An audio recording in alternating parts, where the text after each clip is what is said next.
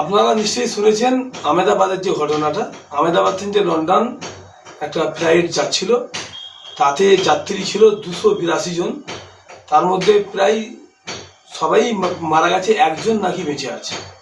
এই ভিডিওটা আমার তোলা নয়, আমারই এক বন্ধু চিরঞ্জিত দাস, শিয়াখালা পিত্তলায় বাড়ি, ও থাকে আহমেদাবাদ, ওখান থেকে ভিডিও তুলে পাঠিয়েছে। সেই ভিডিও নিয়ে আমি ছাড়ছি।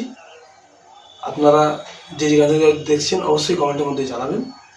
282 জনের মধ্যে সবাই মারা গেছে, একটা যাত্রী বেঁচে ছিল, এখন পর্যন্ত বেঁচে আছে। প্লাস যে বিল্ডিংয়ে মেরেছে ধাক্কা, সেই বিল্ডিংয়েরও কয়েকজন আহত হয়েছে, কয়েকজন মারা গেছে, কিছু লোক ভর্তি আছেন মানে আহমেদাবাদ হসপিটালে। আপনারা বেশি বেশি শেয়ার করুন, ভিডিওটি শেষ পর্যন্ত দেখুন। কি আছে বিস্তারিত আপনাদের দেখাবো, আপনারা শেষ পর্যন্ত।